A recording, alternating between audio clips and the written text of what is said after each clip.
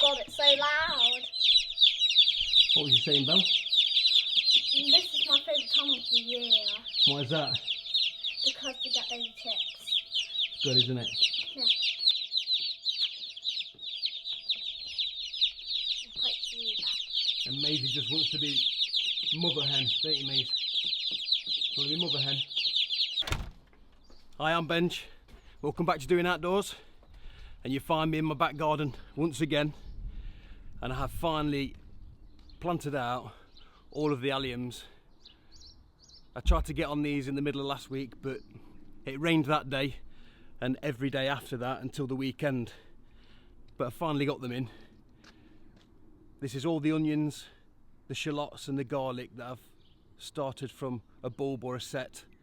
We still have loads of onion plants up at the greenhouse that I'm going to bring down here and plant in this bed a little bit further towards the other end.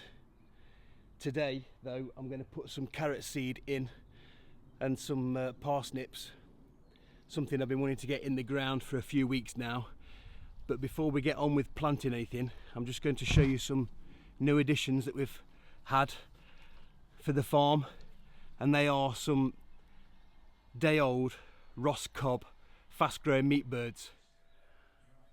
Right, so I have just got back from the farm to feed the animals, and I've took delivery on my doorstep 20 Ross Cobb meat birds. Apparently, if you farm them right, they can be ready in as little as 6 to 8 weeks. But I'd like to think they'll finish in about 10 weeks.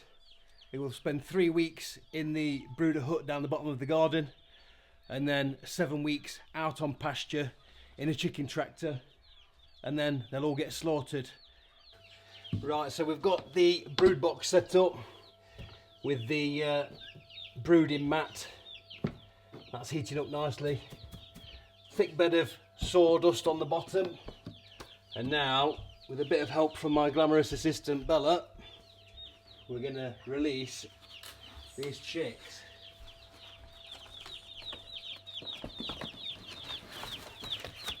Now we need to count them in, see that we've got 20 that we need. 1, 2,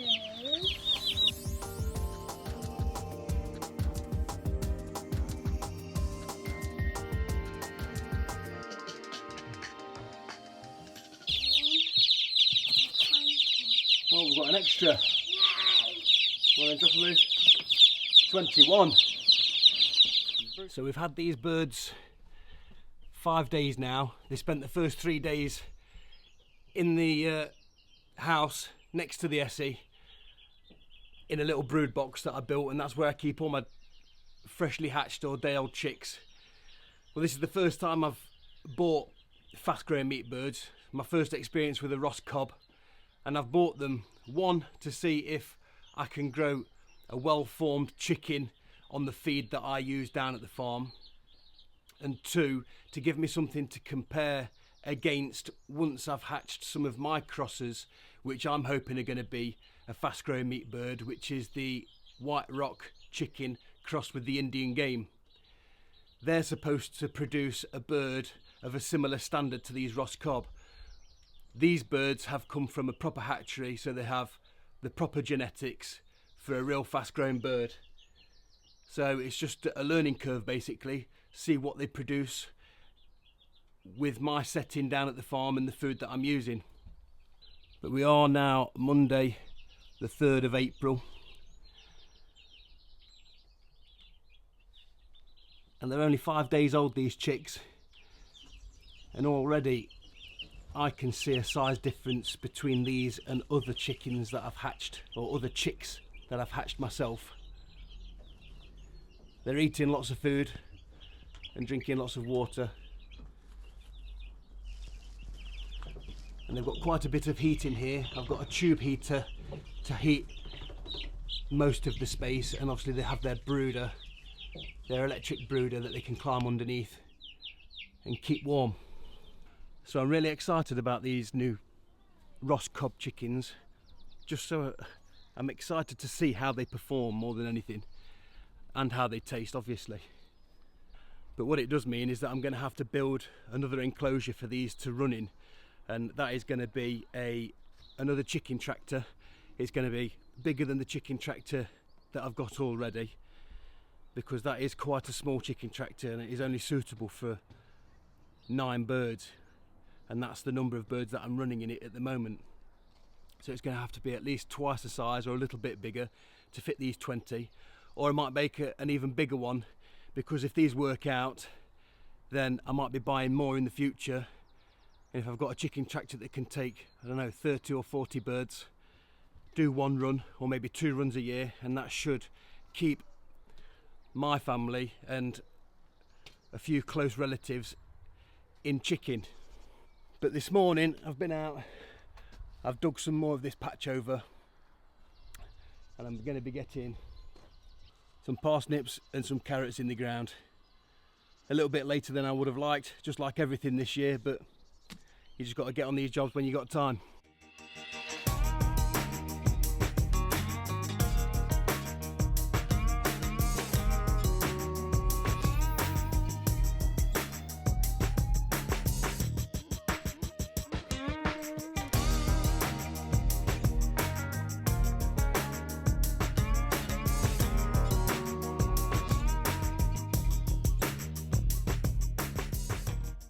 So we've got 1 row of carrot seed in already, and what I'm going to try and do for the first time ever is the plank method, whereas you cover your row of seeds with a plank. That way it will keep them moist, and apparently it improves the germination rate, but we'll see about that. But before I get on with the parsnips, we've got some giant sunflower seeds, and we're all going to put some giant sunflower seeds in a pot today. I'm going to plant them out, and I've offered a prize fund for the person who can grow the tallest sunflower. These are the giant variety, so I'm hoping they grow really big and get some massive heads. And Belle, who's walking the plank, who do you think is going to grow the biggest sunflower? Me! Me? No, me! You just said me. No, me! I want to get my pot! So I'm just waiting for Charlie, and Alfred's going to come out. We're going to pot on our own seeds. Once they've grown, don't know, till the first true leaves have appeared, we'll put them out along this brick wall. That's a south facing wall, so they'll be protected from strong winds and they'll get the most sunshine. Right, how many do you want to plant, Belle?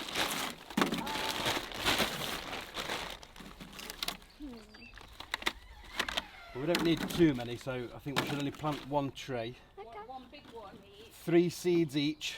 Okay. Yeah, and then you can choose which is the strongest plant that you want to plant out to grow the biggest sunflower. So you've got an option then, haven't you? We've also got some other sunflower seeds. These will grow a multiple head. So not the giant type. This one. I'll choose this one. Well, yeah, that's what we all need to grow. The giant. You're gonna come and plant some then, Charles? Yay! So we'll put some compost in the pot. We'll give you 3 lucky seeds. Yay, 3 lucky. So when they've got bigger. Where are we going to keep these, Brendan? So what side? Yay. One more. They won't be able to grow really big inside. Right. Okay, now I've got 3 lucky seeds. 3 seeds. So you put 1 seed in the centre of each of your pots. That's it. There's one. And Are you planting them inside? you take 3 seeds.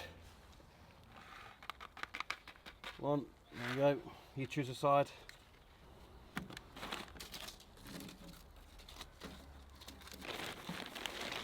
I hope I grow the biggest sunflower. I hope I grow the biggest sunflower.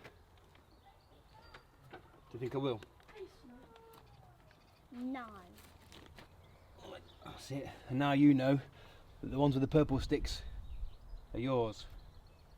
So do the same on the other 2. That's it. Right, so there we go. Sunflower competition has started. Charlie's in green, Bella's in purple, Alfie's in blue, I'm orange, Louise is pink, We've planted some other flowers in this other pot, can't remember the name, but they'll be pretty anyway. So we'll give them a water, and hopefully this will encourage the kids to come outside and do a little bit more gardening.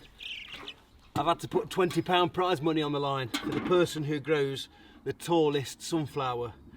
So not only have they got to grow them from seed, but once they're planted out, they're going to have to maintain them to try and encourage growth to win that £20.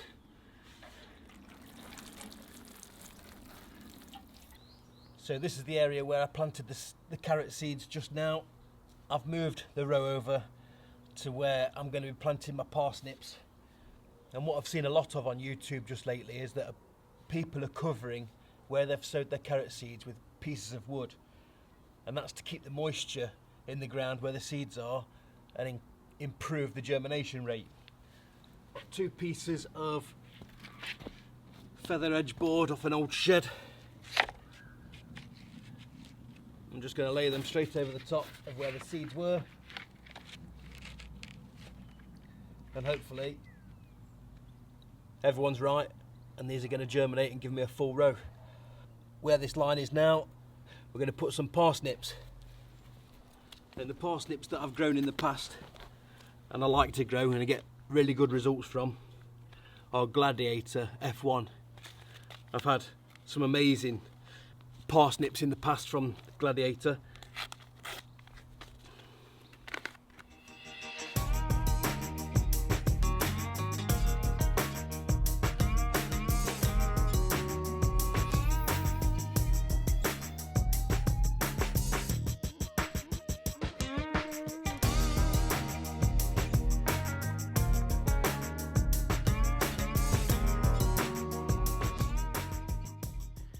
But I'm really pleased that we've got these Ross Cobb chickens.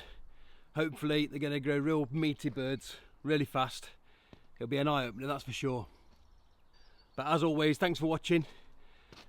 And for everyone that's subscribed already, thank you very much. And if you haven't subscribed already, please do so. There's going to be loads more videos about self-sufficiency. And if for nothing else, you want to come back and see who wins this sunflower growing competition. See you next time.